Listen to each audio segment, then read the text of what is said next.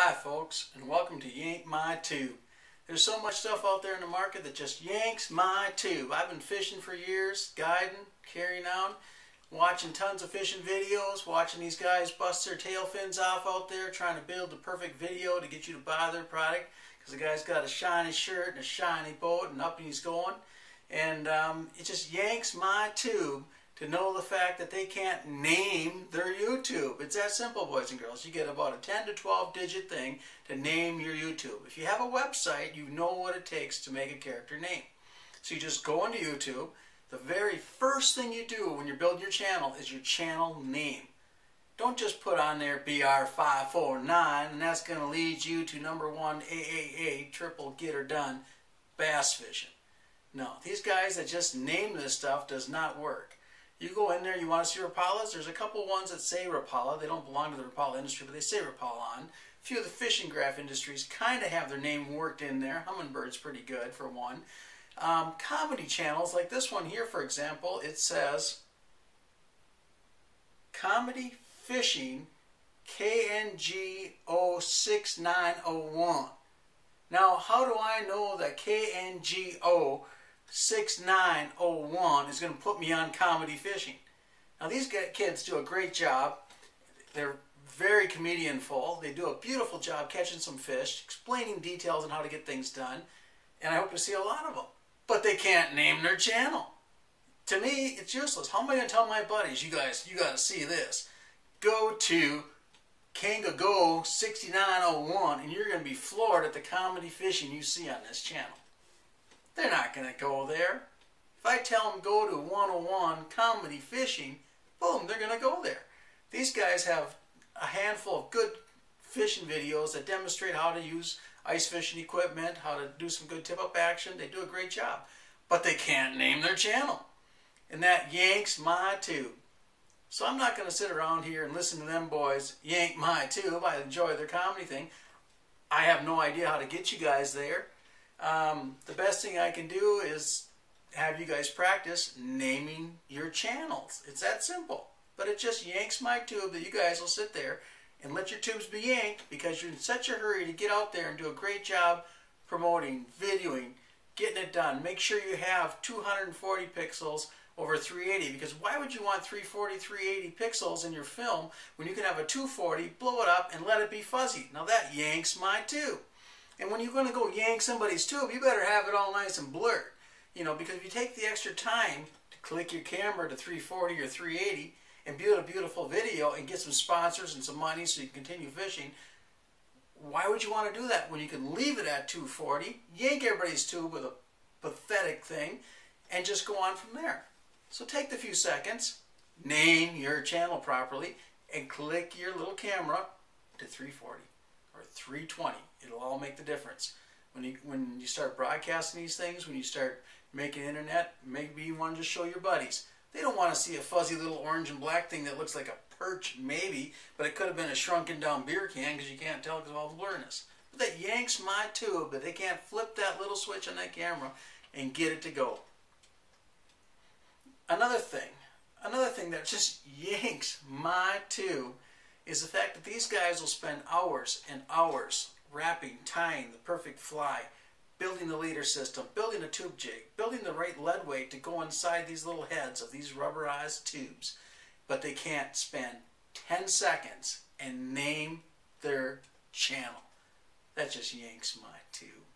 So I'm hoping you folks got time in your busy lives of fishing and enjoying the outdoors to take 5 minutes and build me a little video and send it over to my channel of Yank My Tube, and we'll get it up, or build it on YouTube and slap it on my Facebook wall of Yank My Tube.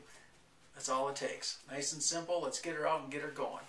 The other thing is you know, you got mechanic problems with the boat. You got a guy driving down the lake. You know, you're ripping it up and getting her done. Next thing you know, your graph falls in your lap.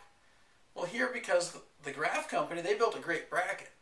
But because they didn't put rubberized washers between the bracket and the boat flooring, the things come unscrewed from the cheap deck hulls and stuff. Boom, the graph falls off. So don't just fix the graph, make a video and get her done. Name the channel, Bracket Repairs. How to specialize in something. I fix graph brackets.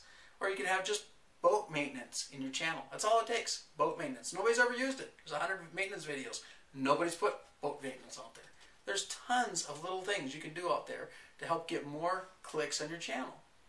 Which brings up the next thing. You want reviews. You want people to see your channel.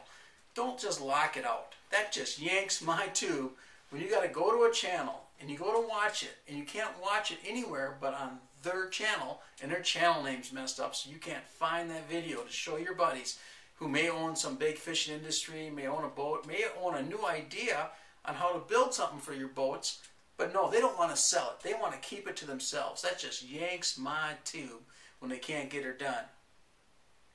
The other thing, they call them commercials. They're not commercials. They're YouTubes. They may be commercials. Commercials are free if you do them in a YouTube. You're watching the video. You know for a fact that there's going to be a promo in there somewhere so they can try to redeem their 25 cents because they didn't ask for any more than that because they can't name their channel. So anyway, what you want to do is you want to name your channels, get your products up there, get your advertisement going. If you're doing squiddies, do squiddies. If you're doing tubes, you're doing tube gels.